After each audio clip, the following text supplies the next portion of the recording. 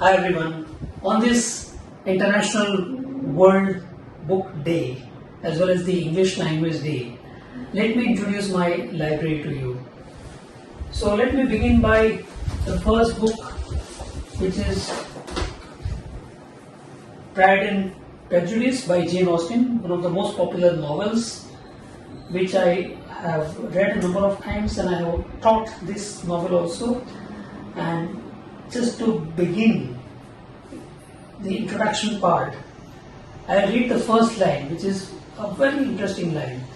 It is a truth universally acknowledged that a single man in possession of a good fortune must be in want of a wife. Now, I would like you to read this book later. The next one is on capital punishment. I used this book while preparing a speech on capital punishment.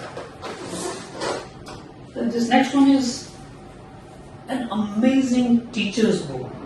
It is used along with the course book, Our Basic Needs. It's a series actually. And this book tells teachers how to prepare for a lesson, what to do before the session, what to do during the session, and what to do after the session. So it gives a detailed outline of what to do. It has lots of instructions, illustrations, then even the board work is also given in this. It's an amazing book, amazing. Then we have another book, Current English, a guide to the user of English in India by Ligurajan. It's an excellent book. I have learnt a lot from this book. And the other one, which is similar, by Dr. Priya Hosari. She was my teacher at CFL, Hyderabad, and R.K. Tang and some others. So it's a handbook of usage and pronunciation. Very nice collection actually. In fact, if you just read a few entries, you will come to know how important it is. For example, in Indian English, we say pin drop silence. And in standard English, we don't have that pin drop silence. We say you could have heard a pin drop. Then we have the question tag, isn't it, for everything. Whereas in English, we look at the auxiliary verb and accordingly we decide the question tag. Then many people in India, they ask, what's your good name? Now in English, we don't say good name. All names are good. What's your name is enough. Maybe that's because of the translation habit. Aapka shubh naam kya hai? Then another interesting novel, Papillon. If you are interested in something like related to crimes and then punishment and then imprisonment and how a prisoner lives his life inside a prison, how he tries to escape. So all these things are here. Papillon. Another marvelous book is A Guide to Patterns and Usage in English by A.S. Hornby. You might know that A.S. Hornby was the person who made the first advanced learner's dictionary in the world, published by Oxford University. So, in fact, I got some scholarship, Hornby scholarship, to attend a conference in the UK a long time ago. So this book is a very good collection of patterns. Like, it is definitely based on the old structural method, but it's still very useful. Then we have another book, a very popular book by Osho, The Secret. I'm sure everyone has at least heard of it, if not read. Then another, Technical Communication, Principles and Practice by Meenakshi Raman. She was with me on some academic board, maybe syllabus committee. So at that time she gifted this book to me. A very nice book. This one is, it was actually a game changer for me because when I started my research, I got this book as a gift from my very dear friend Sachin Ketkar, Dr. Sachin Ketkar from Vadodara, MS University. So he and I, we both studied together under the same guide. So at that time he gifted this book to me. And every time I have a doubt about any aspect of formal writing, then I refer to this book. This is MLA Handbook for Writers of Research Papers.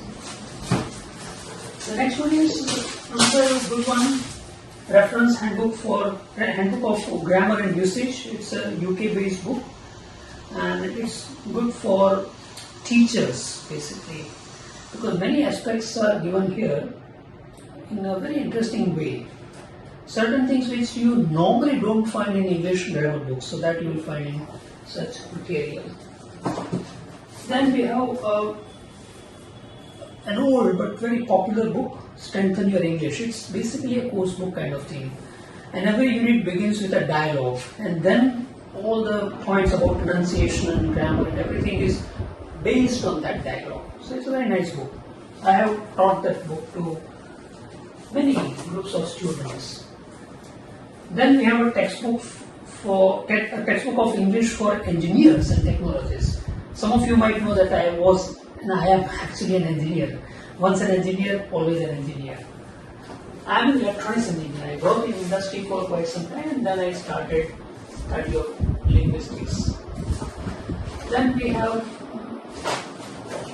The Fall of a Sparrow. The Fall of a Sparrow by Dr. Salim Ali. It is an autobiography, beautifully written,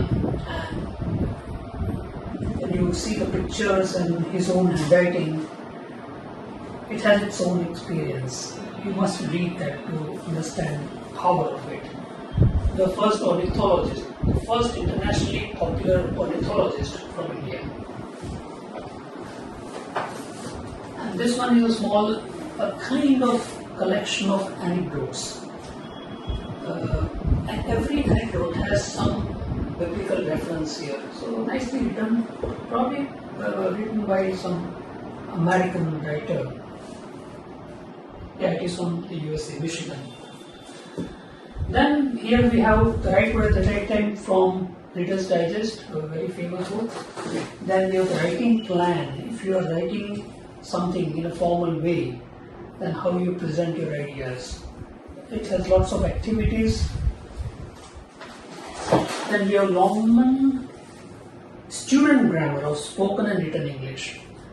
This is one of the few books where they have used authentic material, like what they say, based on corpuses. So Longman has used its own corpus. It's a collection of written material as well as spoken material. And using that corpus and using all this modern technology, they take out whatever language aspects are important. So this is a very nice book written by Jeffrey Leach and some others. And this one is British Birds, a handbook of British birds. In fact, when I bought this book, I was under the impression that I would learn about some birds. But actually I learned a lot of things about language as well. It's an amazing book by Peter Waldell and Tim Cleaves. And wonderful pictures, wonderful. Then we have the Bible. I often refer to it. In fact, the English language and the Bible, they are very closely connected. The Bible is one of the major influences on the English language. Then my personal interest is in idioms, so Oxford idioms book, English idioms book, then another one from Oxford. Then we have this Michael Lozier's Law of Attraction. Very interesting. This book is interesting because it is like a course book, like a workbook. You have to do things in it. And many things you will see in this book as like 2 columns. So what to do, what not to do, how to think, how not to think, how to attract this and that. So it's a very powerful book. You have to do this book. You cannot just read. And this is very close to my heart. This was gifted to me by my Guru, late Dr. M.I. Joshi, an advanced refresher course. And it was published in 1965, 3 years before I was born. But still, even today when I read this book, it is extremely useful for language learners. and it has exercises as well as answers at the end. Many modern communicative based course books when I see today, I feel that they are influenced by this book. And L.A. Hill, if you are in our language teaching field, you might know that this is a big name. L.A. Hill has published so much for English language learners. Then we have many anthologies. One of them is this Many Words of Literature. I like this because of some stories by Rudyard Kipling in this.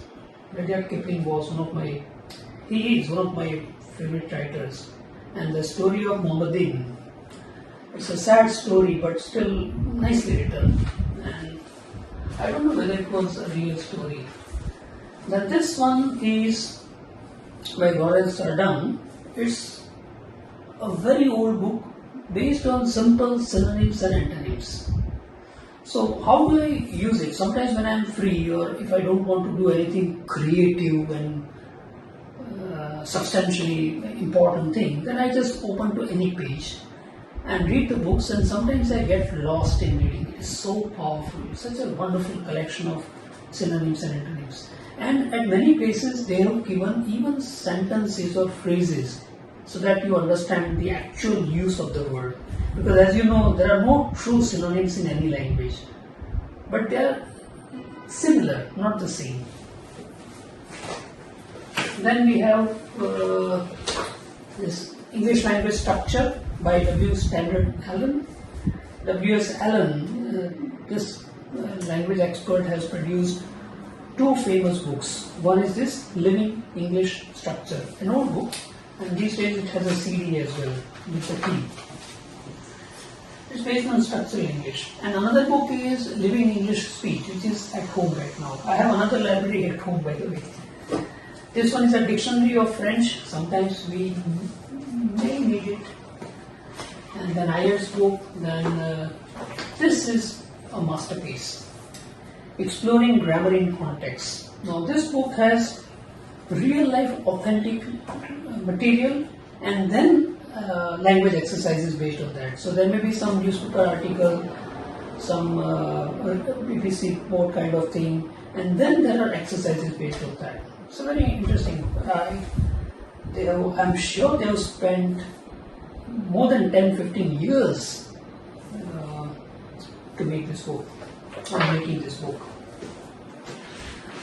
Then this one is again TOEFL test preparation guide. Then we have Lingua essays. My TOEFL and IELTS and PT students sometimes they use this. Then we have another book to learn French. I have used certain parts of it. Je parle anglais couramment. Je ne parle pas français couramment. I have been learning for a long time. Then we come to this part. Here we have 1,000 most challenging words. I'm sure you've heard of Norman Lewis, Word Power Made Easy. It's a very popular book. And this one is kind of similar, but it has really challenging words, 1,000 most challenging words. Then we have a BBC course to learn French. This one is Student's Companion. I had a student from Zimbabwe a long time ago, and he gave me this information that in our school it's compulsory for every student to bring 3 books. So one was Student's Companion, second was Atlas, and the third was Oxford Mini Dictionary, Oxford or Collins Gem. So these 3 books were compulsory. When the student enters a class, and if the teacher notices that that person doesn't have these things, he will be punished. But that punishment was academic punishment. Then we have a dictionary of business. So sometimes I read something and I don't understand certain business terminology, jargon. Then I refer to this. And luckily this book has pronunciation given in IPA, International Phonetic Alphabet. Then we have this Oxford English Idioms book, another book. Then we have novel, Bring Up the Bodies, Harry Winter's novel. Then Primary Colors, another novel. Then we have Word Power by, if you know CSR, Competition Success Review. So I was a regular subscriber to that particular magazine, and very often they would send certain books like this. So this is on Word Power, a good book, a good collection. Then we have Approaches and Methods in Language Teaching by Jack Richards, a very popular book for teachers. Then we have Testing for Language Teachers by Arthur Hughes. Testing. As you know, I did some work in listening, and testing was one of the components of that. Then The Magic of Thinking Big. I'm sure you know about this. The title is very popular on the railway stations and platforms. You will find many people reading this book. Then we have this, The Scientific Study and Teaching of Languages by Harold Palmer. If you know Palmer has also written a lot for language teachers. I remember another book by Palmer, Semantics, which is at home. Then Othello, Shakespeare and the Bible, they will always be there when we talk about the English language. And this is an introduction to English criticism. It was a part of our study during my MA from Osmania University, Hyderabad. Then this book is Minded, a very interesting and funny book by my friend Sandeep Nulkar from Pune. I want you to read this, Minded. The last lecture, this was actually suggested by my son, a fantastic book. And with the same title, there is a lecture also, the last lecture. I would strongly recommend watching that video on YouTube. And if you can, please read this book also. It's a delight, it's a treat, by Randy Posh. Then another book by Stephanie Bear, New Moon. Some of the books I keep because I want to, when I have some free time, I just read a few pages and recharge my batteries. And this is Tasks for Language Teachers. Sometimes when we go for teacher training programs, and if we want some good authentic tasks, then we can refer to such books.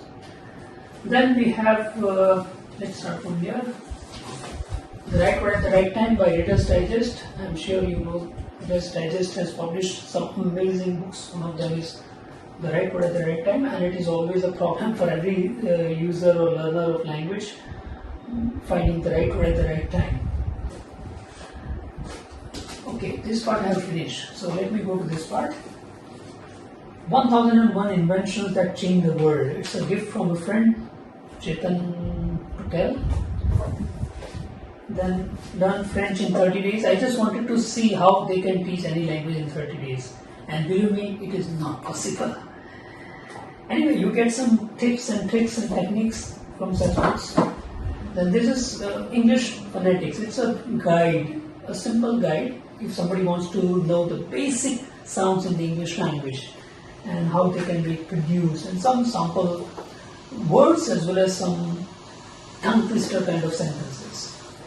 Then this is one of my favorite books, Choosing Your English by BBC. It has audio, it used to have audio cassettes. These days, I don't know. Then we have a marvelous book by Gavin Ritundi. I have used this book when the internet was not so popular. It was at the, in the early days. At that time, the internet and the language classroom. It's a marvelous book. Yeah. Gavin Ritundi. Lots of activities, and students, in those days actually we had language laboratories as well. So students would go to the language laboratory, then some websites are given, they have to go to that website and find answers to, or do whatever activities are suggested. It's a very good book. Then we have this Quick Corners book, an intermediate English practice book. I have done almost each and every page of this book. Done in the sense, not read, I have done exercises given in this. Then we have this Business English Dictionary by LinguaPhone. LinguaPhone, probably you know, one of the oldest and one of the most respected names in language teaching. Any language teaching, French, German, English. So from that course we have this Business English. And this is an interesting grammar book, but it is different in the sense it is based on corpuses, like Oxford corpus, Longman corpus, Collins corpus. So this is from Collins Coped, English grammar. Very interesting examples, though the font size is a little small, but very interesting. Then we have this Dictionary of Word Origins, etymology. Many words, if you know the etymology, then you can increase your vocabulary very quickly. For example, spectacles. Now, if you know that it is based on specter, means to see, then inspect, retrospect, prospect, suspect, all these perspective, aspect, all these words will be easier for you to understand. So this is the book for word origins. And this is a course book from New Zealand. It's a course book, I have kept it as a sample, what kind of material they use and how they teach different aspects. Then this is like the Bhagavad Gita of the English language for me, written by Michael Swan. Whenever there is any doubt about any particular aspect of English language, any word or any grammatical point, any terminology, then I refer to this book, and it is in the alphabetical order. Then we have this another novel. You might have heard about this, Sea Biscuit. I use it as a guide to entrepreneurship. For every young at heart, not by age, every young person must read this. It's about a horse and about a trainer, and very interesting. We have some books here. Western Civilization, volume 1 is here, 2 is at home, and Visual Dictionary. Then Shakespeare. Shakespeare, as I said, will be always there when we talk about the English language. So it's a very good introduction to Shakespeare by Hinman Library, published by Hinman Library. Shakespeare, man of the theatre. All towards the stage. Then we have English grammar outlined by Huddleston. Then we have this practice with sentences, the old structural English based material, but very interesting sentences. Then of course my own books, the books that I have written, English as. Then this is a course book for French. I'm sure it is a very popular book. Then we have some books by some publishers, Cambridge. Then we have PT book, Pearson testing. They have also published some books. Then here we have some books for teachers, to teach vocabulary, to teach writing, to teach listening, to teach grammar, how to assess. All these are books for teachers. Then we also have the Quran. It was a gift by a student. Then Cambridge books, vocabulary in use, and we have some other advanced English books. This is a nice book.